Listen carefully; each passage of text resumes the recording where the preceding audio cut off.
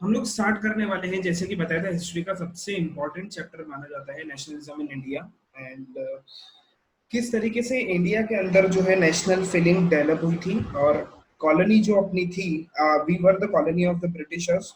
And finally किस तरीके से चीजें अपन ने ठीक करी थी, और ब्रिटिशर्स को इंडिया से भगाया था, और ऐसी क्या सारी चीजें हुई थी इन द बैक डेट दे रखा है आपके इस पर्टिकुलर चैप्टर में। नाउ अगर इस चैप्टर की स्पेसिफिकली अपन बात करें, तो इस चैप्टर के अंदर आपको इन द ईयर 1915 से लेके 1947 का स्पैन दे रखा है।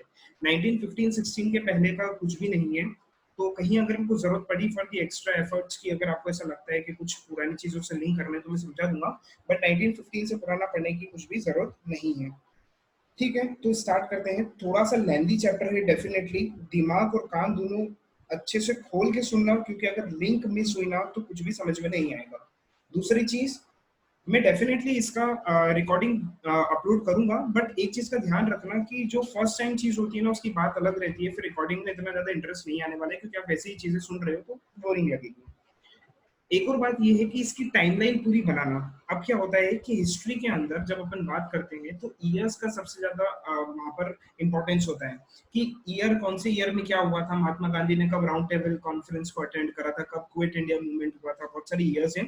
तो उन सब ईयर्स को सीक्वेंस वाइज जमा के शॉर्ट नोट बनाना इसी टाइम।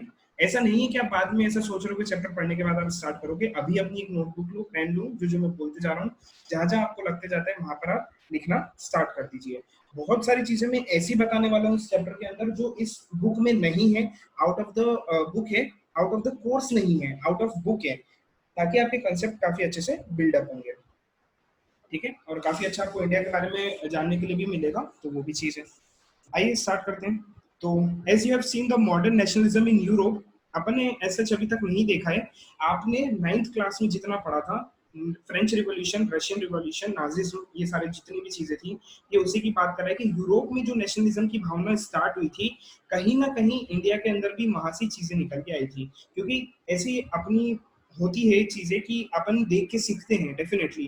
तो हम लोगों ने भी देखा था कि कहीं ना कहीं जो यूरोपियन कंट्रीज हैं, उन यूरोपियन कंट्रीज में देयर वाज रिवॉल्ट, रिवॉल्ट होते जा रहा था, and finally they were gaining the independence, और एक इंडिपेंडेंट डेमोक्रेटिक कंट्री वो लोग बन रहे थे। तो इंडिया के अंदर भी ये सारी चीजें स्टार्ट हुई थी। आप लोगों के लिए यहाँ से क्वेश्चन बनता है कि first war of independence India का किसको माना जाता है। तो थोड़ा सा एक बार सर्च करना, दिमाग लगाना, और किसी को पता हो तो मेरे को बता सकता है अभी कि फर्स्ट वॉर ऑफ इंडिपेंडेंस कौन सा था। छोटी क्लासेस में आप पढ़ चुके हैं। Now it also meant a change in people's understanding of who they were and what defined their identity and sense of belonging. New symbols and icons, new songs and ideas forged new links and redefined the boundaries of the communities. In most countries, the making of this new national identity was a long process. How did this? अब ये देखो, सारी चीजें आपको total intro दे रखा है, यहाँ से कोई क्वेश्चन बन के आएगा नहीं, तो अपन इतना इसको डिस्कस नहीं करेंगे। बस इतना सा बोला है कि किस तरीके से हमने यूरोपियन कंट्रीज से चीजें सीखी है। यहाँ पर सेंस ऑफ बिलोंगिंगनेस हुआ था। डिफरेंट डिफरेंट जो कास्ट थे, जो हिंदू, मुस्लिम, सिख, ईसाई, देयर वाज यूनिटी, यूनिटी हुई थी definitely. We were all together against the Britishers and finally we gained the independence. तो इस तरीके से चीजें चल रही थी। अब इंडिया के पर्सपेक्टिव से देखते हैं अपन। In India as in many other colonies, the growth of modern nationalism is intimately connected to the anti colonial movement. अब इस लाइन का मतलब क्या हुआ? India was one of the colony जो ब्रिटेन, अब कॉलोनी क्या होता है, देखो, जो आपके ऊपर राज कर रहा होता है ना, तो वो आपके एरिया को कॉलोनी बुलाता है। तो ब्रिटिशर्स जो है ना, जहां पर ब्रिटिशर्स का बहुत सारे एरिया था जहां पर वो लोग राज करते थे, तो उन सारे एरियाज को वो कॉलोनी बुलाता था। So we were the colony of the Britishers, we were one of the colony of the Britishers. तो जैसे दूसरी कॉलोनीज में भी चीजें चल रही थी, यहाँ पर इंडिया में भी ऐसे ही हुआ कि मॉडर्न नेशनलिज्म का ग्रोथ कैसे हुआ? एंटी कॉलोनियल मूवमेंट के थ्रू हुआ। एंटी कॉलोनियल, एंटी मतलब क्या होता है आप ऐसे समझना। एक तो टेररिज्म होता है, टेररिज्म मतलब क्या होता है, टेररिस्ट होते हैं, तो टेररिस्ट मतलब आतंकवादी। अब एंटी टेररिस्ट जो का स्क्वाड होता है, वो आपके पुलिस वाले रहते हैं, मतलब एंटी उसके जस्ट अपोजिशन में रहता है। तो कॉलोनियल मूवमेंट की बात करेंगे तो वो ब्रिटिशर्स का हुआ। तो अगर मैं एंटी कॉलोनियल की बात करूंगा, तो एंटी कॉलोनियल मतलब यहाँ पर क्या हुआ? We the Indians against the Britishers, that is known as the anti colonial movement. People began discovering their unity in the process of their struggle with colonialism. The sense of being oppressed under colonialism provided a shared bond that tied many different groups together. Now, अब again and again same चीज अपन को देखने के लिए मिल रही थी वहां पर कि जो ब्रिटिशर्स थे वो मैक्सिमम तरीके से ऑपरेस करते थे क्लासेस को, डिफरेंट डिफरेंट क्लासेस को, जैसे कि शेड्यूल कास्ट हो गई, शेड्यूल ट्राइब्स हो गए, अदर बैकवर्ड क्लासेस हो गई, या फिर नॉर्मल जो थे जनरल कास्ट वाले भी थे, उनको काफी ज्यादा पुश करा जाता था और मतलब चीजों से बिल्कुल अलग कर दिया जाता था कि तुम लोगों को टैक्स इतना सारा भरना पड़ेगा, नहीं पैसा हो तो कहीं से भी लेके आओ, नहीं अगर अपन पैसा देते थे तो काफी मारते थे इररिस्पेक्टिव ऑफ द कास्ट। ऐसा नहीं करते थे कि केवल हिंदूज को मार रहे हैं, मुस्लिम्स को नहीं मार रहे, या फिर कास्ट को मार रहे, कास्ट को नहीं कर रहे, ऐसा कुछ भी नहीं होता था। सारे लोगों को इक्वल ट्रीटमेंट दिया जाता था। अब उसकी वजह से क्या हुआ, इंडिया के अंदर यूनिटी डेवलप हुई है। कैसे यूनिटी डेवलप हुई है? क्योंकि अगर किसी के पास टैक्स देने के लिए पैसा नहीं है तो वो कास्ट के थ्रू ऐसे ज्वाइन नहीं होते थे कि भैया तू इस कास्ट का तो मैं तेरे साथ ज्वाइन होने वाला हूँ, नहीं है तो नहीं होने वाला। उन लोगों ने, ब्रिटिशर्स ने अगर कुछ गलत काम करा है तो all were standing together against the British Empire. Now, but each class and group felt the effects of colonialism differently. Their experiences were varied and their notions of freedom were not always the same. अब देखो भैया, आजादी का जो एक सही meaning होता है ना, वो सबके लिए अलग होता है।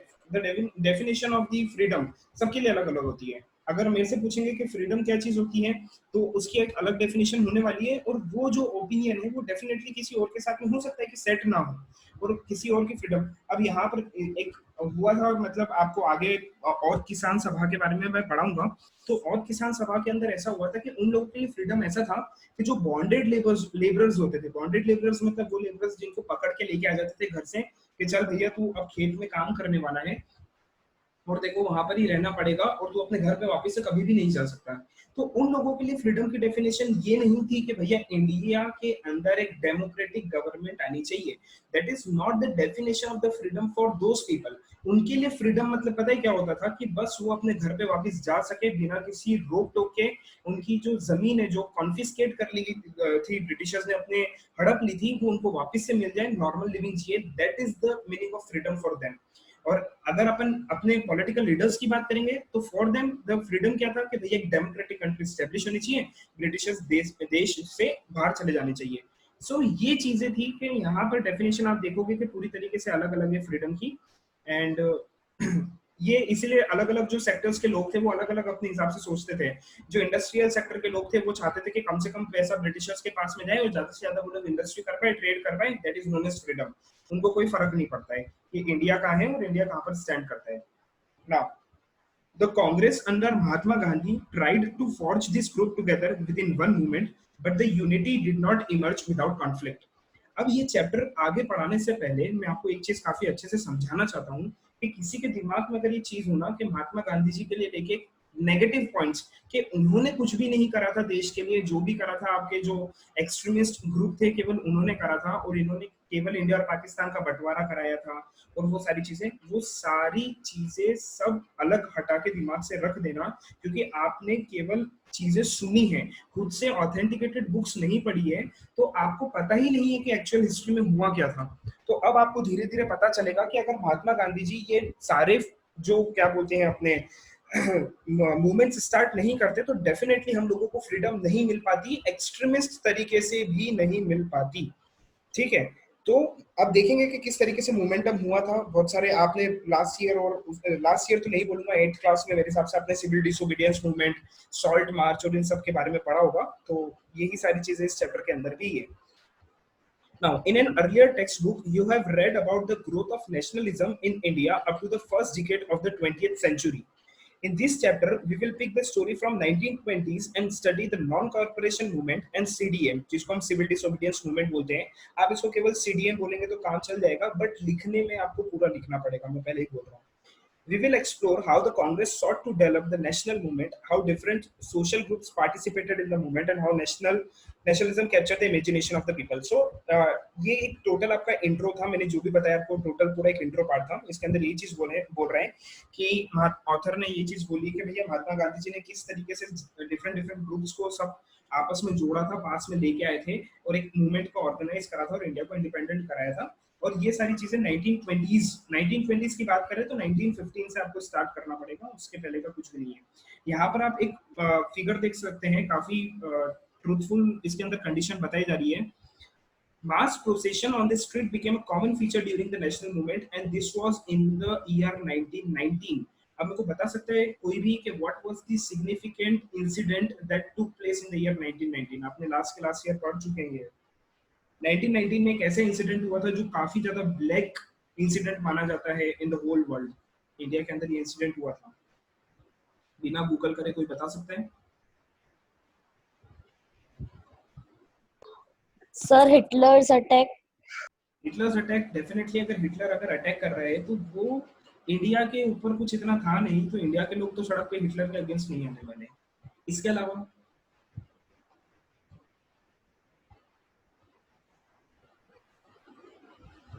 मैक्सिमम जनों को इसका आंसर पता है, बट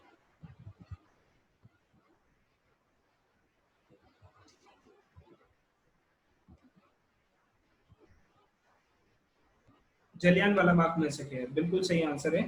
जलियांवाला बाग हुआ था और काफी ज्यादा फेमस इनफेमस इंसिडेंट अपन इसको बोलेंगे। तो पता ही होगा आपको क्या था, लेकिन एक्चुअल फैक्ट क्या था वो मैं आपको बताने वाला हूँ। क्योंकि देखो ये सारी बुक्स जो है ना, ये बुक्स आपकी गवर्नमेंट के थ्रू प्रिंट करी गई है और गवर्नमेंट के पास जो डेटा था वो वही डेटा है जो ब्रिटिश गवर्नमेंट ने प्रोवाइड करा था। ठीक है, यहाँ पर बोला गया था कि hundreds of people were killed in the Jallianwala Bagh massacre, but अगर आप न्यूज़पेपर रिपोर्ट्स की अगर एग्जैक्ट उसी टाइम पीरियड की देखेंगे तो उन्होंने थाउजेंड्स ऑफ पीपल के बारे में बताया था। तो कहीं ना कहीं काफी ज्यादा डिफरेंसेस देखने के लिए मिलते हैं, बट आपको वही लिखना है जो बुक के अंदर है, because it is authenticated book. तो आप इसके अलावा कुछ नहीं कर सकते। Now the very first topic, अब काफी अच्छे से ध्यान देना। The first world war, Khilafat and the non corporation movement. Ottoman empire जो था, ऑटोमन एम्पायर मतलब आप ऐसे समझिए कि जो मुस्लिम कंट्रीज थी, और यहाँ पर आप देखेंगे जैसे जर्मनी है, ऑस्ट्रिया एंड बुल्गारिया, ये जो सारी कंट्रीज है, they were against the Great Britain. और ग्रेट ब्रिटेन के साथ में France, Russia, Italy, Romania, Japan, ये सारे नेशंस थे और कॉन्फ्लिक्ट यहाँ से निकल के आए थे। अब किस बात को लेके कॉन्फ्लिक्ट हुआ था वो कोई किसी मतलब का नहीं है, उसको अपन डिस्कस नहीं करेंगे, बस एक ओवरव्यू दिया है आपको। ऑटोमन टर्की आपको नाम काफी अच्छे से दिमाग में रखना है, ऑटोमन एम्पायर। और ऑटोमन एम्पायर के अंदर भी टर्की जो नेशन है, आपने नाम सुना होगा टर्की, तो वो काफी ज्यादा इंपॉर्टेंट है, क्योंकि मैं आज थोड़ा सा आगे बताऊंगा, बस ये नाम ध्यान रखना। Ottoman Turkey was against the Britishers, लिख लेना कहीं पे कि ऑटोमन जो टर्की नेशन था, they were against the Britishers.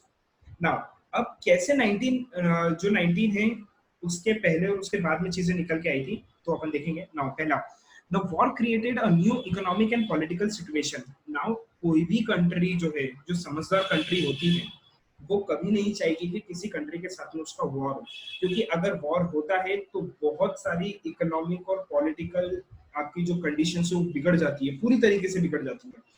तो यहाँ पर कोई भी कंट्री नहीं चाहती थी, बट इन द ईयर आपने 1912-13 की बात करेंगे तो वहां पर वर्ल्ड वॉर आपका स्टार्ट हो चुका था और चल रहा था सारी चीजें, तो इंडिया को भी जंप करना ही पड़ा ड्यू टू द ब्रिटिशर्स। अब ऐसा हुआ था ना कि इंडिया के जो सोल्जर्स थे वो ऐसा था कि वो हमेशा लोअर पोस्ट पे रहा करते थे। ब्रिटिशर्स जो थे वो कहीं ना कहीं काफी ज्यादा जो पॉलिसी थी उनकी डिस्क्रिमिनेट करते थे। भले ही आप कितने भी ज्यादा केसरी मूवी आपने देखी होगी, आई थिंक सो, बहुत सारे जनों ने, तो केसरी मूवी में जैसा चलता है बिल्कुल वैसा ही है कि कितना भी इंसान कॉम्पिटेंट क्यों ना हो, बट उसको हायर पोस्ट पे नहीं भेजा जाता था। और उनका ये सोचना था कि कहीं ना कहीं म्यूटिनी ना हो जाए। म्यूटिनी मतलब ऐसा होता है कि अगेंस्ट में ना चले जाए वो जो पर्टिकुलर ग्रुप है, क्योंकि आर्मी का डिसिप्लिन इतना अच्छा होता है कि वो अपने कमांडर की बात जरूर सुनता है। तो ऐसा ना हो कि आप किसी इंडियन सोल्जर को कमांडर बना दे और वो जो है वो ब्रिटिशर्स के अगेंस्ट रिवॉल्व कर दें। तो ब्रिटिशर्स की थिंकिंग ये हुआ करती थी, तो इसीलिए उन्होंने कभी भी किसी इंडियन सोल्जर को केवल एक सिपाही की पोस्ट से आगे नहीं बढ़ने दिया। जैसे कि अगर आज आपने पोस्ट का नाम सुना होगा, लेफ्टिनेंट, कैप्टन, मेजर, जो जनरल होते हैं, तो इस टाइप की जो पोस्ट होती है ना, यहाँ तक तो कभी इंडियंस आते ही नहीं थे ब्रिटिशर्स टाइम पे। वो लोग केवल सोल्जर की पोस्ट पे रहा करते थे। तो उनके पास में कुछ भी चीजें नहीं होती थी डिसाइड्स कि वो अपने जो हायर अथॉरिटी है वहां से ऑर्डर्स लें। अब due to the war Great Britain was against the Ottoman Turkey, there was order from the Britain, या फिर अगर मैं ब्रिटेन बोलूँ, इंग्लैंड बोलूँ, ब्रिटिशर्स बोलूँ, तीनों एक ही चीज है। तो जो ब्रिटिशर्स थे उनकी तरफ से ऑर्डर था कि जो इंडियन सोल्जर्स हैं they are going to jump into the war. अगर इंडियन सोल्जर्स नहीं होते, वापिस से सुनना, कि अगर इंडियन सोल्जर्स नहीं होते फर्स्ट वर्ल्ड वॉर के अंदर तो ब्रिटिशर्स कभी भी जीत नहीं सकते थे। ठीक है, वो अपने ही दम पे जीत के और अपन को ही पीछे से उन्होंने धोखा दिया था। तो मैं बताऊंगा कि क्यों हुआ था ऐसा। तो या अभी तक की पिक्चर ऐसा है कि ब्रिटिशर्स इंडियन सोल्जर्स को लेके गए, वॉर के अंदर एंटर हुए, उन लोगों ने वॉर स्टार्ट करा, फाइट हुई एंड फाइनली वो लोग जीत गए थे। एंड इतना ज्यादा फोर्स रिक्रूटमेंट भी हुआ था वहां पर। अब फोर्स रिक्रूटमेंट क्या होता है कि आपकी जाने की इच्छा नहीं है फिर भी जबरदस्ती आपको घर से पकड़ के निकाल लिया जाता था। जो भी अगर एक ऐसा एलिजिबल कैंडिडेट दिखता था, मतलब जो 13-14 ईयर्स का जो एक बच्चा है, और वहां से उसको निकाल लेते थे घर से और फाइनली उसको आर्मी में एक गन लेके छोड़ देते थे कि भैया तू जा फ्रंट पे फाइट कर, विदाउट प्रॉपर ट्रेनिंग। बस ऐसा है कि क्वांटिटी दिखनी चाहिए वॉर के अंदर। तो ये सारी चीजें वहां पर चलती थी। अब वॉर की वजह से प्राइजेस भी काफी ज्यादा इंक्रीज हो गए थे, क्योंकि वहां पर आर्मी के जो जवान रहते हैं उन लोगों को बहुत सारा खाना पहुंचाना पड़ता है, आर्म्स एंड एमिनिशंस की जरूरत पड़ती है। तो बहुत सारा जो पैसा है वो उनके ऊपर खर्च हो जाता है, लग जाता है, खाने पीने की चीजें वहां चली जाती है, कंट्री की इकोनॉमी बिगड़ जाती है। तो at the end of the day जो प्राइजेस हैं वो काफी ज्यादा बढ़ जाते हैं आपके फूड के। ठीक है। अब it led to the huge increase in the defense expenditure which was financed by the war loans and increasing taxes। अब भैया कोई भी, अब जैसे आज मैं नरेंद्र मोदी की बात करूंगा, नोबेल कोरोना वायरस की वजह से जो चीजें निकल के आई है, तो नरेंद्र मोदी अपनी जेब से पैसा नहीं देने वाला है। वो डिसाइड्स कि वो फंड में कुछ अपना डोनेट करे, वो अलग चीज है। लेकिन अगर उसको कुछ भी फाइट लेना है in the name of India, तो वो वही पैसा यूज करने वाला है जो अपन उसको टैक्स के तौर पे देते हैं। ठीक है। तो अब मान लो कि पैसा जो है पूरी तरीके से खत्म हो गया, तो क्या करा कि टैक्स को इंक्रीज कर दिया गया। तो सेम कंडीशन वहां पर हुई थी। वॉर हुआ, वॉर की वजह से पैसा जो है वो ब्रिटिशर्स के पास पूरी तरीके से खाली हो गया था। उन्होंने टैक्स इंक्रीज कर दिए। अब लोगों की इनकम इंक्रीज नहीं हुई थी, लोगों की इनकम तो और कम हो गई थी, लेकिन टैक्स जो है वो इंक्रीज हो गए थे। अब आपके पास पैसे देने के लिए है नहीं, और कोई आपसे अगर पैसे मांगने आने वाला है तो फिर वहां पर दिक्कत की बात है। ठीक है। वही लड़ाई झगड़े मारपीट होती थी और लोगों के अंदर काफी ज्यादा आक्रोश हुआ करता था। कस्टम ड्यूटीज बढ़ा दी गई थी, इनकम टैक्स लेके आए थे वो लोग। Through the war years prices increase doubling between 1913 and 18। अब आप देखेंगे कि केवल 3-4 साल के अंदर प्राइसेस जो है वो डबल हो गई थी, और कॉमन पीपल के लिए सबसे ज्यादा दिक्कत की बात थी। फोर्स रिक्रूटमेंट के बारे में आपको बता चुका हूँ कि यहाँ पर आर्मी ज्वाइन करवाई जाती थी जबरदस्ती आपको, and you have no other option. अगर एक बार आप उनकी नजर में आ गए तो आपको जाना ही पड़ेगा। Then in the year 1918-19 and 2021 crops failed in many parts of India. भगवान ने भी थोड़ा सा साथ नहीं दिया था उस टाइम पीरियड में। 1918 से लेकर 21 के बीच में क्रॉप्स का फेलियर हो गया था, और फाइनली शॉर्टेज हुई थी खाने की, और इसका जितना भी इम्पैक्ट था वो पुअर पीपल के ऊपर ही होने वाला था। This was accompanied by an influenza epidemic। अब जैसे कि आपने पढ़ा था ना कि आपने सुना होगा ऐसा कि 100 साल पहले जो चीज हुई थी 1920 के अंदर हुई थी, अब 1920 में चल रहा है। तो वो इसी की बात चल रही है कि भैया वहां पर भी एक इन्फ्लुएंजा एपिडेमिक आया था। अब समझना कि वहां पर कंडीशन क्या थी इन्फ्लुएंजा एपिडेमिक की वजह से। वॉर की वजह से आपको पता है कि बॉडीज इतनी सारी क्रिएट हो जाती है ना, मतलब लाखों लोग ऐसे हर जगह फैले हुए रहते हैं। तो डेफिनेटली वहां से जो है बीमारी निकल के आती आती है। भूखमरी का टाइम था, लोगों के पास खाने के लिए कुछ नहीं था, क्रॉप्स फेलियर हो गई थी। तो बॉडीज इतनी सारी हो गई थी कि वहां पर फिर बैक्टीरिया, माइक्रोब्स, वायरसेस का काफी ज्यादा चीजें स्टार्ट हो गई थी, और एक इन्फ्लुएंजा एपिडेमिक वहां पर ब्रोक आउट हुआ था। अब सेंसस की बात करें 1921 की, तो around 12 to 13 million people perish as a result of the famines and the epidemic. भूखमरी की वजह से और इस एपिडेमिक की वजह से अराउंड आप समझो कि 3 करोड़, 2 से 3 करोड़ लोग जो है वो मर चुके थे। 2 से 3 करोड़ लोग मर चुके थे। तो ये काफी बड़ा डेटा है कि 2 करोड़ लोगों का मरना एक पर्टिकुलर नेशन के अंदर। Now, people hoped that their hardship would end after the war was over, but that did not happen. अब आप सोचिए, एक छोटी सी बात है, अगर आप किसी के लिए अगर हेल्प करते हैं बिल्कुल एकदम सच्चे दिल से, अगर आप चाहते हैं कि भैया किसी का भला हो और आप उसके लिए बिल्कुल जी जान से हेल्प करते हैं, तो इन रिटर्न भले ही अब अपन सब भगवान तो है नहीं कि भैया एक्सपेक्टेशंस अपन किसी से रखेंगे नहीं, we are the common people and human beings. So definitely the Indians were expecting कि यार ब्रिटिशर्स के लिए हमने वॉर में इतनी हेल्प करी, इन लोगों की हम लोगों ने इज्जत बचाई है, तो definitely we will be rewarded. भले ही ब्रिटिशर्स जो है वो इंडिया छोड़ के नहीं जाए, चलेगा, कोई दिक्कत की बात नहीं है। देखो इंडिया के अंदर दो सेक्ट्स, SECTS की बात कर रहा हूँ, आप उसको यूज कर सकते हो अपने आंसर में। दो ग्रुप बटे हुए थे और उन ग्रुप में एक जो ग्रुप था उन लोगों का मानना था कि भैया ब्रिटिशर्स हम लोगों को गवर्न कर रहे हैं तो कोई दिक्कत की बात नहीं है, करने दीजिए, बस ऐसा है कि वो लोग हम लोगों के ऊपर इतना ज्यादा प्रेशर ना करें चीजों को लेके और गलत चीजें हमारे साथ ना करें। ठीक है, तब तक तो काफी अच्छी चीज है। और एक जो ग्रुप था वो बिल्कुल ही ऐसा था, एक्सट्रीमिस्ट तरीके का था, और वो चाहता था कि पूरी तरीके से बाहर निकाल के फेंक दिया जाए, ब्रिटिशर्स की कोई जरूरत नहीं है, we are the Indians and हमारा इंडिया है, हमारी जमीन है, तो हम लोगों को हक होना चाहिए कि किस तरीके से हम कंट्री को आगे लेके जाएं। कोई एक फॉरेन गवर्नमेंट डिसाइड नहीं करेगी कि इंडिया कैसे चलना चाहिए। तो ये सारी चीजें यहाँ से चल रही थी। तो जो यहाँ पे दो ग्रुप थे उन लोगों का यही मानना था कि चलो ठीक है यार भैया, वॉर खत्म हुआ है अभी, तो ब्रिटिशर्स जो है हमारे लिए काफी अच्छी पॉलिसी के साथ में आएंगे, हो सकता है कि यहाँ पर एक डायरेक्ट इलेक्शन करा दे और इंडियंस को भी उसके अंदर पार्टिसिपेट करने के लिए मौका मिल जाए।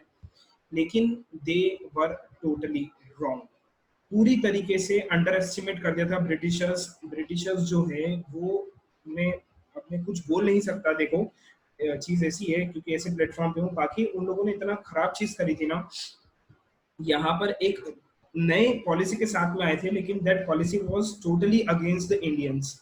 देखते हैं कि क्या था वो चीज। People hoped that their hardship would end after the war was over, but that did not happen. At this stage, a new leader appeared and suggested a new mode of struggle. फिर अब नहीं हुआ था खत्म तो अपन अब कुछ कर तो सकते नहीं है। अब फाइनली एक नया लीडर यहाँ से निकल के आया था और लीडर का नाम था महात्मा गांधी जी, और उन्होंने 1915 से अपनी जर्नी को स्टार्ट करा था। 1869 में, 2 अक्टूबर 1869 में ही वाज बोर्न, और उसके बाद में वो लंदन चले गए थे प्रैक्टिस वगैरह करने के लिए, थोड़ी जगह भी घूमे थे वो इधर उधर, और काफी ज्यादा प्रोमिनेंट पर्सनालिटी थे, काफी उनकी थिंकिंग एबिलिटी भी काफी अच्छी थी, दूरदृष्टि जिनको बोला जाता है वैसा था उन लोग उनका नेचर, और काफी पहले से भाप लेते थे कि चीजें क्या होने वाली है, कैसे सही कर सकते हैं, कैसे गलत कर सकते हैं। तो मैं आपको अभी बताऊंगा, आपको चीजें पता चलेगी कि कैसे आपकी महात्मा गांधी जी को आप कैसे अपनी थिंकिंग चेंज कर सकते हो, केवल 3 एक छोटे एग्जांपल्स के थ्रू। ठीक है, तो अब सत्याग्रह, आपने नाम सुना होगा कि भैया सत्याग्रह क्या चीज है और यहाँ पर कैसे चीजें निकल के आई थी। तो सत्याग्रह जो था वो महात्मा गांधी जी का कंसेप्ट था, हम लोग सब जानते हैं। एंड अनदर थिंग कि गांधी जी को कंडीशन, देखो साउथ अफ्रीका में कुछ ऐसा हुआ था ना कि साउथ अफ्रीका में इंडियंस के साथ में काफी चीजें गलत हो रही थी। तो उन्होंने क्या करा वहां पर कि इंडियंस को ऐसा बोला, एकजुट करा उन लोगों को वहां पर साउथ अफ्रीका के अंदर, एंड साउथ अफ्रीकन गवर्नमेंट के अगेंस्ट में उन्हीं के देश में गांधी जी लड़े, एंड उनको सब लोगों के साथ में सफलता मिली काफी अच्छी, और वहां से वो लोग जीत के आए थे। और इंडियंस के जो थे, एक सेकेंड, हाँ, तो इंडियंस के अगेंस्ट में जितने भी वहां पर रूल्स और रेगुलेशंस बनाए गए थे उसको खत्म करा गया था साउथ अफ्रीका के अंदर, और वहां से चीजें निकल के आई थी। ठीक है, तो अब महात्मा गांधी जी चाहते थे कि भैया इंडिया के अंदर भी कुछ ऐसा ही हो, और इसीलिए देखो अब सारी गवर्नमेंट एक जैसी नहीं होती थी, तो साउथ अफ्रीकन गवर्नमेंट ने तो इंडियंस की बात मान ली थी, बट सेम चीज महात्मा गांधी जी ने, देखो डेफिनेटली कुछ गलतियां करी है, अब वो भी ह्यूमन बीइंग थे तो गलतियां तो हुई होगी, सबसे होती है। तो अब देखते हैं उनकी क्या गलती थी और क्या चीजें उन्होंने करी। अब सबसे पहले वो जनवरी 1915 के अंदर इंडिया आए from the south Africa. As you know, he had came from the South Africa where he had successfully fought the racist regime with a novel method of mass agitation which he called सत्याग्रह। सत्याग्रह मतलब ऐसा होता है भैया कि आपको weapons नहीं उठाने, आपको बस सच का साथ देना है और आपको उस गवर्नमेंट के सामने लड़ना है। अब ये थिंकिंग कितनी सही है आप खुद सोचना। एक गवर्नमेंट जो कि टोटली आर्म्ड है ना, उनके रूल्स एंड रेगुलेशंस वो अपने कॉन्स्टिट्यूशन के अकॉर्डिंग चल रहे हैं। ब्रिटिशर्स और ब्रिटेन के कॉन्स्टिट्यूशन के हिसाब से अगर इंडियंस ने हथियार उठा लिए, इंडियंस ने अगर वेपन्स गन्स अगर उठा ली और उन लोगों के ऊपर हमला करा, तो उनके पास पूरे राइट्स थे और पूरे वर्ल्ड का भी सपोर्ट था कि वो वापस से इंडियंस को मार सकते थे। तो यहाँ पर अगर अपन वेपन्स उठा लेते हैं, अब ऐसा था ना कि बिल्कुल हमेशा ऐसा नहीं होता है कि भैया आपने एक गन निकाल ली और चले गए ब्रिटिशर्स के सामने। अगर आप एक गोली चलाओगे ना तो वहां से फिर वापस से पलट के 100 गोलियां आने वाली है, और वो टोटली लीगल होने वाली है, इलीगल नहीं है। तो वहां पर फिर महात्मा गांधी जी ने सोचा कि ऐसे तो हम लोग फाइट नहीं ले सकते अभी, because they were the rulers. अगर आज मैं बोलूंगा कि आप भैया किसी एक पॉलिटिकल लीडर को जाके डायरेक्टली मार दो, तो नहीं मार सकते। अगर आप एक गोली चलाओगे तो आप तो खत्म ही हो जाओगे ना। लेकिन अगर आप मास एजिटेशन करेंगे, आप अगर सही है, जैसे कि डिमोनेटाइजेशन हुआ था, अगर आपको लगता है कि गलत हुआ था डिमोनेटाइजेशन, तो आप जाके गोली नहीं मारने वाले हो, आप जाके मास एजिटेशन करेंगे, लोगों का ध्यान अपनी तरफ लेंगे, फिर धीरे धीरे जो है वो आपका रिवॉल्ट बढ़ते जाएगा। एंड फाइनली अगर चीजें सही हुई तो उस जो पॉलिटिकल लीडर है उसको स्टेप डाउन करना ही पड़ेगा अपनी पोजीशन से। ठीक है, तो ये तरीका महात्मा गांधी जी ने अपनाया था और इस तरीके को सत्याग्रह बोला था। बस आपको लड़ाई नहीं करनी है किसी से भी। The idea of satyagraha emphasizes the power of the truth and the need to search for the truth। तो आप केवल सच बोलो और सच का साथ दो तो काफी अच्छी बात है। और वहां पर आपके पास में फिर बहुत सारे ऐसे मेजर्स होने वाले थे जिसकी वजह से आपको इंडिपेंडेंस काफी जल्दी मिल सकती है। It suggested that if the cause was true, if the struggle was against injustice, then physical force was not necessary to fight the oppressor। तो अगर आप सही है, ठीक है, इनजस्टिस के खिलाफ अगर आपको लड़ना है तो आपको कुछ ऐसा नहीं है कि फिजिकल फोर्स की जरूरत है, मारा कुटी की कोई जरूरत नहीं है। आप आराम से बैठ के बातचीत से भी उस चीज का हल निकाल सकते हो। विदाउट सीकिंग द विजिलेंस और being aggressive, a satyagrahi could win the battle through non violence. तो था कि नॉन वायलेंस जिसको अपन बोलते हैं ना कि अहिंसा नहीं करना है, आपको हिंसा नहीं करना है, तो उस तरीके से यहाँ पर चीजें थी। Now this could be done by appealing of the conscience of the oppressor। People, including the oppressor, had to be persuaded to see the truth instead of being forced to accept the truth through the use of violence। तो आप जबरदस्ती किसी को मार के और बिल्कुल ऐसे पूरी तरीके से नहीं बोल सकते कि भैया मैं ही सच हूँ और मेरी सारी चीजें सच और तेरे को माननी पड़ेगी। ठीक है, ऐसा सब केवल मूवीज में पॉसिबल है, साउथ की मूवीज में, रियल लाइफ में पॉसिबल नहीं है। अगर सामने वाले को आपको समझाना है तो उसके बिल्कुल हार्ट के अंदर वो चीज डिसाइड करनी चाहिए कि हाँ भैया सामने वाला बिल्कुल सच बात बोल रहा है, हम लोगों को चीजें बिल्कुल ठीक करनी पड़ेगी। By this struggle, truth was bound to ultimately triumph। Mahatma Gandhi believed that this dharma of non-violence could unite all Indians। अब एक धर्म एक ऐसी चीज है जो यूनाइट कर सकती है नॉन वायलेंस के थ्रू सारे इंडियंस को। ओके, तो ये था महात्मा गांधी जी का कंसेप्ट। तो यहाँ से निकल के आया था, महात्मा गांधी जी ने ऐसा बोला था। तो सत्याग्रह मेरे हिसाब से आपको समझ में आ गया होगा कि सत्याग्रह क्या है, कि आपको सच का साथ देना है, ट्रूथ, और इनजस्टिस के खिलाफ आपको लड़ना है through the non violence. That was satyagraha. और ऐसे ही इंडिया को इंडिपेंडेंस मिल सकता था। After arriving in India, Mahatma Gandhi successfully organise satyagraha movements in various places. अब यहाँ से नोट्स बनाना चालू कर देना, मैं कुछ चीजें आपको डिक्टेट करने वाला हूँ यहाँ से, तो आप डायरेक्टली उसको लिख लेना। ठीक है, बुक के अंदर नहीं है। अब यहाँ पर महात्मा गांधी जी जैसे इंडिया के अंदर आए, तो इंडिया के अंदर आते से इंडिया की कंडीशन अच्छी नहीं थी, क्योंकि यहाँ पर वैसे ही आपका वर्ल्ड वॉर चल रहा था। वर्ल्ड वॉर जैसे ही खत्म हुआ था उसके बाद में काफी सारा इनजस्टिस तो हो ही रहा था इंडियंस के साथ में। तो उसको ठीक करने के लिए महात्मा गांधी जी फिर 3 जगह गए थे, काफी प्रोमिनेंट आपके यहाँ पर मूवमेंट हुए थे। और इन्हीं छोटे छोटे मूवमेंट से महात्मा गांधी जी को पॉपुलैरिटी मिली थी। जब भैया 1915 में महात्मा गांधी जी अपनी धोती उठा के इंडिया आए थे ना, तो उनको कोई भी नहीं जानता था कि भैया गांधी नाम का कोई इंसान है। साउथ अफ्रीका में छोटे मोटे उन्होंने इंसिडेंट लड़े, और उस टाइम पीरियड में इंडियंस के पास में इतना टाइम नहीं था कि भैया फॉरेन की न्यूज़पेपर पढ़ के महात्मा गांधी जी की चर्चा सुनेंगे। हाँ, बट जैसे ही वो इंडिया में आए थे उसके बाद में चीजें यहाँ पर बदलने लगी। सबसे पहला जो था वो चंपारण सत्याग्रह था, और Champaran is a place in Bihar. लिख लेना, इन द ईयर 1917 में ये हुआ था। And this is the first civil disobedience. लिखिए, चंपारण सत्याग्रह 1917 में हुआ था, ब्रैकेट में लिख लेना, Champaran satyagraha bracket 1917, first civil disobedience, first civil disobedience. Now civil disobedience और नॉन कॉर्पोरेशन क्या होता है, एक छोटा सा ओवरव्यू देता हूं मैं आपको। सिविल डिसोबीडियंस, अगर आपने सुना होगा ना, टीचर्स ऐसा बोलते हैं कि भैया कितना डिसोबीडियंट बच्चा है ये, तो डिसोबीडियंट बच्चा मतलब क्या हुआ। या फिर अगर अपन बोलेंगे स्पेसिफिकली कि जो रूल्स और रेगुलेशंस आपके स्कूल में बनाए गए थे, आप उसको बिल्कुल एकदम मस्ती से तोड़ रहे हो। अगर ऐसा था कि भैया आपकी क्लास का रूल है कि class period in between the periods आप बात नहीं करेंगे और मस्ती नहीं करेंगे, और पीछे बैठ के आप मस्ती से कुछ आराम से टिफिन विफिन मचका रहे हैं, बातें कर रहे हैं दोस्तों के साथ में, so that was the concept of disobedience. ठीक है, डिसओबीडियंस ये चीज होती है कि जो रूल्स और रेगुलेशंस सेट करें हायर अथॉरिटी में, आप डायरेक्टली खड़े होकर बोल रहे हैं कि भैया हम तो नहीं मानने वाले, डायरेक्टली और इनडायरेक्टली कैसे भी। नॉन कॉर्पोरेशन में ऐसा होता था कि आप कॉपरेट नहीं करते थे। ठीक है। अब कॉपरेट नहीं करते थे इसका मतलब क्या होता है, आप रूल्स नहीं तोड़ रहे हो, ठीक है, रूल्स नहीं तोड़ रहे, बस आप कॉपरेट नहीं कर रहे हो अपने पास वाले के साथ में। आप जैसे कि अगर आपको बैग रखना है, फॉर एग्जांपल आप जैसे नीचे रखते हैं, आई थिंक सो अभी भी ऐसा ही चलता है, तो साइड्स का कभी कभी कॉन्फ्लिक्ट हो जाता है कि भैया दोनों को एक ही तरफ रखना है, फिर बुक्स का हो जाता है कि ये मेरी जगह वो तेरी जगह है, तो आप कॉपरेट नहीं करते हैं, ठीक है। तो ऐसा कुछ रूल्स प्रिस्क्राइब्ड नहीं होते, but you are not cooperating with each other. तो कंफ्यूज मत होना बिल्कुल भी, आगे जाके काफी ज्यादा कंफ्यूजन होने वाला है दोनों टॉपिक्स के अंदर।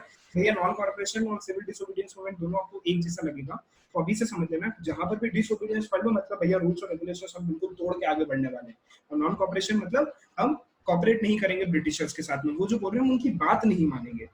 ओके, तो यहाँ पर क्या हुआ था, this was your first civil disobedience movement in the year 1917। अब हुआ क्या था, एक राजकुमार शुक्ला करके एक इंसान था, एंड उन शुक्ला जी ने ऐसा था कि वो गए अपने क्या बोलते हैं गांधी जी के पास में, एंड उनको बोला कि यार भैया देखो बिहार में काफी ज्यादा दिक्कत चल रही है, तो आप हमारे साथ चलो और बिहार के लोगों की थोड़ी बहुत प्रॉब्लम सॉल्व कर दो। क्योंकि वो शुक्ला जी जानते थे कि एक्चुअली अफ्रीका में, मैंने जैसे कि बोला ना, सारे इंडियंस को पता नहीं था, केवल राजकुमार शुक्ला। देखो अब राजकुमार शुक्ला का आपको नाम लिखना तो लिख लेना, बुक के अंदर नहीं दे रखा है, आपको एक थोड़ी सी क्लैरिटी रहेगी माइंड में। तो राजकुमार शुक्ला जी ने रिक्वेस्ट करा कि भैया गांधी जी आप आओ, बिहार में थोड़ी सी काफी ज्यादा दिक्कत आ रही है, तो यहाँ पर हेल्प कर दो। नाउ दिक्कत क्या थी वहां पर, इसकी बात करते हैं। फार्मर्स की दिक्कत थी वहां पर, और इंडिगो से लेके थी। अब इंडिगो आपको पता ही होगा, जिसको अपन नील बोलते हैं हिंदी में, वहां की कुछ दिक्कत थी। इंडिगो प्लांटर्स जो थे बिहार के, the European planters had been forcing the peasants to grow indigo on 3/20th part of the total land. अब यूरोपियन जो प्लांटर्स थे, आपके जो ब्रिटिशर्स थे, वो जबरदस्ती बोलते थे कि भैया हमको कोई फर्क नहीं पड़ता है, तेरे अगर 20 हिस्से अगर हम लोग जमीन के कर देंगे, तो उसमें से 3 हिस्सों पे देखो इंडिगो को ग्रो करना ही पड़ेगा। अब इंडिगो ग्रो करने से ऐसा होता है ना कि जो बाकी की जमीन है ना कहीं वो भी इनफर्टिलिटी की कैटेगरी में चली जाती थी। और वही हमको नहीं करना ना ग्रो, हमारी जमीन हमारा पैसा हमारी मर्जी, हम लोग क्यों ब्रिटिशर्स की या फिर यूरोपियन कंट्रीज की बात माने कि हमको क्या ग्रो करना है क्या ग्रो नहीं करना है। अब बोल दिया भैया ब्रिटिशर्स ने, और अगर हम लोग नहीं बात मानेंगे तो वहां से फोर्स करते थे वो लोग, लाठी चार्ज होता था, मारते थे, brutally beaten up, and they were killed also. तो ये सारी चीजें चल के आती थी। Now when towards the end of the 19th century, German synthetic dyes replace करने लगे इंडिगो को, पहली चीज। तो यहाँ से जो प्रॉफिट्स है ना वो इतना नहीं हो, क्योंकि सिंथेटिक, यहाँ पर सिंथेटिक डाइज मतलब जो केमिकल्स होते थे, अब वो केमिकल्स वहां पर आपके लैब में बनने स्टार्ट हो गए थे, वो इंडिगो को रिप्लेस कर रहे थे। तो इंडिगो की अब इतनी जरूरत भी नहीं पड़ रही थी। तो ज्यादा से ज्यादा प्रॉफिट कमाने के लिए यहाँ पर इलीगल तरीका अपनाया था ब्रिटिशर्स ने कि भैया हमको तो कुछ फर्क नहीं पड़ता है, आपको ज्यादा से ज्यादा इंडिगो ग्रो करना पड़ेगा, क्योंकि हमको इसको ज्यादा से ज्यादा मार्केट में सेल करके यहाँ से प्रॉफिट लेके आना है। नाउ अब यहाँ पर राजेंद्र प्रसाद, अगर आपने सुना होगा, the first president of independent India, यहाँ पर उन्होंने पॉलिटिकल अपना करियर स्टार्ट करा था इन द ईयर 1917, और महात्मा गांधी जी को यहाँ पर उन्होंने ज्वाइन करा था, एंड चंपारण वाले ही केस में। फिर यहाँ पर एक पैसिव रेजिस्टेंस हुआ था, साफ मना कर दिया गया था कि देखो महात्मा गांधी जी ने बोला था कि सीधी सी बात है, हम तो ग्रो नहीं करने वाले हैं। नाउ एक रूल बना दिया गया था उनके, उसमें लिखा हुआ था कि भैया 3/20th पार्ट पे आपको यहाँ पर ग्रो करना ही पड़ेगा। That was the rule in the Champaran area, Bihar के अंदर। महात्मा गांधी जी ने धोती उठाई अपनी, पहुंच गए सारे किसानों के साथ में, मस्ती से खेत में बैठे हुए थे, और उन्होंने साफ साफ बोल दिया कि देखो सीधी सी बात है, इनको पैसा नहीं देना है और ना ही इंडिगो यहाँ पर ग्रो करना है। अब यार वो लोग जितने भी किसान थे ना, वो लोग डरने लग गए थे कि कैसे होगा, वो लोग मारते हैं ब्रूटली, ऐसा ऐसा करते हैं ना। ब्रिटिशर्स को ये चीज जानते थे, ब्रिटिशर्स जानते थे कि महात्मा गांधी कितनी बड़ी तोप है, क्योंकि साउथ अफ्रीका में जो भी चीजें हो रही थी ब्रिटिशर्स वो लोग देख रहे थे। तो यहाँ पर अब थोड़े टाइम पहले ही 1857 में एक रिवॉल्ट हुआ था काफी ज्यादा, तो इतना बड़ा रिवॉल्ट नहीं हुआ वापस से। इसलिए भैया ब्रिटिशर्स ने थोड़ी सी ठंडी रखी चीजें कि यार एक छोटे से चंपारण वाले कंसेप्ट से हम लोग इतना बड़ा तूल क्यों दे रहे हैं इस चीज को, मतलब इतनी आग क्यों लगा रहे हैं, हो सकता है आराम से खत्म हो सकता है। और वैसे भी यहाँ पर रिप्लेसमेंट देखने के लिए मिला था, जैसे मैंने आपको बताया था, ब्रिटिशर्स के माइंड में क्लैरिटी थी कि इंडिगो की डिमांड वैसे ही खत्म हो गई है, तो हम लोग क्यों फोकट गांधी से पंगा लेके यहाँ पर सारे किसानों को यूनाइट कर रहे हैं। ठीक है ना, क्या कर रहे हैं, ज्यादा से ज्यादा अपने पार्ट में इनको ग्रो नहीं करना है, ठीक है नहीं करेंगे चलेगा। अब फाइनली मना कर दिया, लेकिन ब्रिटिशर्स ने ये नहीं सोचा था कि अगर वो मना कर देंगे तो कहीं ना कहीं महात्मा गांधी वहां पर जीत जाएंगे। अब महात्मा गांधी जी अगर वहां पर जीत गए तो उनका हो गया नाम, सारे किसानों के लिए तो भैया वो तो स्टार हो गए थे अब, कि कुछ भी प्रॉब्लम हो जाना किसके पास है, महात्मा गांधी जी के पास में जाना है। तो धीरे धीरे यहाँ से चीजें निकल के आने लगी, आग फैलती गई कि महात्मा गांधी जैसी कोई छोटी सी तोप अभी इंडिया के अंदर आई है जो लोगों की छोटी छोटी हेल्प कर रही है। ठीक है, तो यहाँ पर एक हुआ था, कॉम्प्रोमाइज हुआ था, और कंपनसेशन भी मिला था यहाँ पर थोड़ा बहुत, कि एक कॉम्प्रोमाइज हुआ था प्लांटर्स के साथ में, और बोला था कि 25% of the money taken should be compensated, और काफी सारा पैसा भी दिया गया था in the form of taxes. तो महात्मा गांधी ने वहां पर बैठ के हायर अथॉरिटी से बात करी कि तुमको जो करना है करो, हम तो ना इंडिगो उगाने वाले और टैक्स का पैसा भी तुम लोग को देना पड़ेगा। तो ठीक है, ऑन पेपर्स ही सही, ब्रिटिशर्स ने बोला था हम लोग 25% आपको वापस करते हैं। वो पैसा कभी किसानों के पास गया नहीं, बट हाँ लोगों के मन में ये चीज आई कि महात्मा गांधी जी ने कुछ ऐसा काम करा था जिसकी वजह से हमको जिसकी वजह से सारे फार्मर्स यूनाइट हुए थे। तो पहला इंसिडेंट तो ये था। अब एक बार आपके बुक का पढ़ लेते हैं कि बुक में क्या बोल रहे हैं। ये थ्योरी बिल्कुल एग्जैक्ट है और बिल्कुल ट्रूथ है, आप लिख सकते हो, ऑथेंटिकेटेड रिसोर्स है ये। नाउ बुक के अंदर देखेंगे तो 1917 ही travelled to Champaran in Bihar to inspire the peasant to struggle against the oppressive plantation system. बस इतना सा दे रखा है, बट एक्चुअल मैंने आपको हिस्ट्री बता दी है। शुक्ला जी थे, वो महात्मा गांधी जी को बुला के लेके आए थे, 3/20 पार्ट में इंडिगो ग्रो करने के लिए बोला था, बट उन लोगों को इंडिगो ग्रो करने से रोका था किसने, महात्मा गांधी जी ने मना कर दिया था, टैक्स के लिए भी मना कर दिया था, कोई पैसा नहीं देने वाले हैं, और 25% जो पैसा पहले से लेके बैठे थे ब्रिटिशर्स, वो भी वापस से आपको देना पड़ेगा। तो यहाँ से आपकी महात्मा गांधी जी की जीत हुई थी। फिर आगे बात करेंगे तो 1918, देखो अब जो मेरे पास एक रिसोर्स है ऑथेंटिकेटेड, उसके अंदर 1918 बोला है आपका अहमदाबाद मिल स्ट्राइक के अंदर। तो आप सेकंड नंबर पे 1918 वाला पार्ट लिखना, महात्मा गांधी अहमदाबाद और ये वाला। ठीक है, तो ये भी अपन डिस्कस कर लेते हैं कि क्या चीज थी। नाउ अहमदाबाद मिल स्ट्राइक, फर्स्ट हंगर स्ट्राइक, आप अगर लिखना हो तो टॉपिक डाल के लिख सकते हो, पहली हंगर स्ट्राइक थी ये अहमदाबाद मिल स्ट्राइक। और भगवान के लिए अहमदाबाद की स्पेलिंग गलत मत लिखना, बहुत अच्छी आपकी सिटी है ये, नंबर कटते हैं इसके। सोशल में अगर आप सिटी विटी के नाम, अगर रिवर्स के नाम, उनमें अगर स्पेलिंग मिस्टेक कर दोगे ना तो नंबर यहाँ पर 10th स्टैंडर्ड में काटे जाते हैं।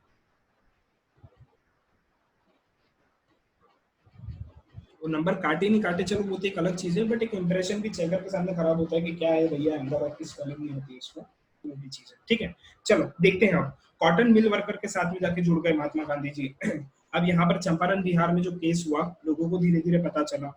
अब अहमदाबाद मिल स्ट्राइक में क्या हुआ था वो देखते हैं। मार्च 1918 की बात है, वहां पर एक डिस्प्यूट चल रहा था कॉटन मिल के जो ओनर्स थे अहमदाबाद में, वो और वर्कर्स के बीच में। मतलब ये इंडियंस ही हो गए एक तरीके से, जो ओनर्स थे। कहीं ना कहीं देखो ओनर्स जो होते हैं ना वो ब्रिटिशर्स से मिले हुए रहते थे, क्योंकि अगर इतने बड़ी कंपनी के और इतनी बड़ी फैक्ट्री के मालिक है तो ब्रिटिशर्स ऐसे नहीं चलाने देंगे, ब्रिटिशर्स के अंडर ही वो सारी चीजें चलती थी। ठीक है, तो एक फाइट हो गई थी किसके बीच में, जो मिल वर्कर्स है वो और जो मिल के ओनर्स है उनके बीच में। अब हुआ क्या था, एक प्लेग बोनस देने की बात वहां पर चल रही थी। वर्कर्स डिमांड कर रहे थे, क्योंकि देखो प्लेग एक ऐसी डिजीज थी ना, और ऐसी डिजीज थी कि मतलब काफी ज्यादा अगर आप फैक्ट्रीज में काम करते हो ना तो काफी ज्यादा वो लोग, वहां पर ऐसा था कि रिस्क फैक्टर काफी ज्यादा हाई था कि उनको हो सकता था प्लेग, काफी ज्यादा एक ऐसी बीमारी थी जो बहुत इजीली फैल सकती थी। तो यहाँ पर एक बोनस मांगा गया था। देखो अगर आप कुछ ऐसी कंडीशन में वर्क करते हो ना, आज अपने अगर आप कोई केमिकल इंजीनियर हुआ अगर आपकी फैमिली में, तो उनसे पूछना कि अगर आप अगर ऐसी चीजों से काम करते हो जो आपकी लाइफ को काफी ज्यादा रिस्क पहुंचाता है, तो वहां पर एक्स्ट्रा बोनस दिया जाता है इन टर्म्स ऑफ मनी और इन टर्म्स ऑफ अदर जो आपके इंसेंटिव्स होते हैं, ताकि एनकरेजमेंट रहे सामने वाले को काम करने के लिए। ऐसा नहीं कि भैया कल से कुछ हो जाए तो उसकी जेब में पैसा ही नहीं है खर्च करने के लिए। ठीक है, तो प्लेग बोनस मांगा गया था बाय द वर्कर्स कि भैया हम आपके लिए इतना सारा काम करें, तो हमको एक छोटा सा और बहुत छोटा इंक्रीमेंट मांगा था। ऐसा नहीं है कि पूरी उन लोगों ने मील ही मांग ली थी, वर्कर्स ने बहुत छोटा सा एक इंक्रीमेंट मांगा था, 50% बोला था, और काफी टाइम से उन लोगों के पैसे नहीं बढ़ाए थे। वही जैसे आपके बागा और नट्टू काका है ना, जो कब से पैसे बढ़ाने की बात करते रहते हैं तारक मेहता में, सेम कंडीशन यहाँ पर वर्कर्स की भी थी। यहाँ पर भी सेम है कि कब से from the years they were asking to hike in the their wages, but उन्होंने हाइक करा ही नहीं था। बट आपने देखा था कि एक एपिडेमिक ब्रोक आउट हुआ था, और उस एपिडेमिक की वजह से सबसे ज्यादा रिस्क पे थे वर्कर्स। तो वर्कर्स ने बोला था भैया हमारी जो भी वेज है ना उसका 50% आपको इंक्रीज यहाँ पर करना पड़ेगा। ठीक है, अब साफ साफ मना कर दिया था ओनर्स तो भैया उनको तो प्रॉफिट से मतलब था, कुछ भी हो जाए ज़्यादा से ज़्यादा पैसा उनके बैंक अकाउंट में जाना चाहिए था। तो उन्होंने साफ मना कर दिया कि हम तो इतने पैसे नहीं बढ़ाने वाले। गांधी जी को पता चली, उठाई अपनी धोती, पहुंच गए सारे जितने भी आपके मिल ओनर्स हैं उनके सामने कि ऐसे कैसे आप नहीं देते उनको बोनस, देखते हैं। महात्मा गांधी ने एक छोटी सी बात बोली, एक काम करो, एक तो भूख हड़ताल पे बैठ जाओ, खाना वाना कुछ भी मत खाओ, इन लोगों के लिए काम बंद कर दो।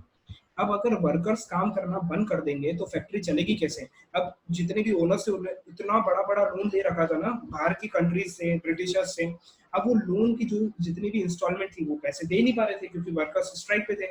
ऊपर से हंगर स्ट्राइक चल रही थी। हंगर स्ट्राइक का सबसे बड़ा एडवांटेज ये होता है कि अगर कोई इंसान की तबीयत खराब हो जाती है काफी ज्यादा, या फिर फॉर अनफॉर्चुनेट तरीके से अगर डेथ हो जाती है, तो पूरी कंट्री को यूनाइट करने में हेल्प होती है, मदद मिलती है। तो कोई भी अगेंस्ट में जो सामने वाला ये नहीं चाहेगा कि हंगर स्ट्राइक की वजह से ऐसा कभी इंसिडेंट क्रिएट हो। तो यहाँ पर दो तरफा वार करा गया था मिल वर्कर्स के सामने। एंड फाइनली फिर मिल वर्कर्स जो थे उनको अपने घुटने टेकने ही पड़े। सॉरी, अपने जो मिल ओनर्स थे, और ओनर्स को जितना भी पैसा अमाउंट इंक्रीज करने के लिए बोला था, वो उन्होंने बोला था कि ठीक है, अब पैसे आपको देने ही पड़ेंगे। अब दोनों की बात रखी गई थी कि 50% जो वेज की डिमांड करी गई थी, महात्मा गांधी ने वर्कर्स को भी समझाया कि भैया देखो, इतनी भी डिमांड मत करो यार कि तुम लोग इतना एकदम से बोल देते हो, तुम 50% नहीं, तुम लोग 35% पे आ जाओ, 35%। 15% वर्कर्स की तरफ से कट ऑफ कराया था। तो उन्होंने बोला था कि भैया कुछ नहीं, कोई दिक्कत की बात नहीं है, नहीं से तो कुछ तो सही। तो 50 से 35 पे उन्होंने एग्री करा, और मिल जो आपके वर्कर्स, सॉरी जो ओनर्स थे, उन्होंने एग्री करा कि भैया ठीक है 35% हम हाइक दे रहे हैं। और इस तरीके से वापस से आपका महात्मा गांधी जी के यहाँ पर जीत हुई थी। तो दो कॉन्सिक्यूटिव आते से 15 में आए, 16 में एक उन्होंने जीत गए थे, फिर सॉरी 17 में जीत गए थे, 18 में वापस से एक और अहमदाबाद में स्ट्राइक का जीत गए थे। और एक और छोटा सा हुआ था यहाँ पर, खेड़ा सत्याग्रह हुआ था 1918 के अंदर, जिसको फर्स्ट नॉन कॉपरेशन मूवमेंट भी बोला जाता है। तो ये भी थर्ड चीज हुई थी। और यहाँ पर महात्मा गांधी जी इन तीन फेमस मूवमेंट की वजह से काफी ज्यादा पिक्चर में आए थे, और फिर पूरा इंडिया उनको जानने लग गया था। तो तीसरी चीज के बारे में अपन कल बात करेंगे। आज इतना ही था। अपन छोटे छोटे ही लेक्चर्स लेने वाले हैं ताकि दिमाग में पूरी तरीके से क्लैरिटी बनी रहे, कुछ कंफ्यूजन नहीं होना चाहिए। देखो, अब आपके पास में ऐसा नहीं है कि आपने 2 3 4 5 या समझ 10 पड़ा। 10 आंसर अगर आप पढ़ लेंगे तो आपका काम यहाँ पर बन जाएगा। ऐसा बिल्कुल नहीं होने वाला है। आप हिस्ट्री के पेपर्स पुराने लास्ट ईयर के उठा के देख लेना, कंसेप्चुअल क्वेश्चंस वापस से यहाँ से भी पूछेंगे। सोशल में ऐसा ही होता है, साइंस के साथ धीरे धीरे उन लोगों ने अपना पैटर्न चेंज करा है। तो डायरेक्ट क्वेश्चन नहीं पूछेंगे कि भैया आपकी गुजरात के खेड़ा डिस्ट्रिक्ट में क्या हुआ था, या फिर 3 इंसिडेंट के बारे में बताओ। तो कहीं से भी क्वेश्चन घूम के आ सकते हैं। तो दिमाग में बिल्कुल टाइम लाइन के साथ क्लैरिटी बना के रखना। 15 में गांधी जी आए थे, 16 हो गया था, 1916 हो गया था, 17 में चंपारण बिहार, 18 में अहमदाबाद मिल स्ट्राइक, और कुछ बेसिक से कंसेप्ट।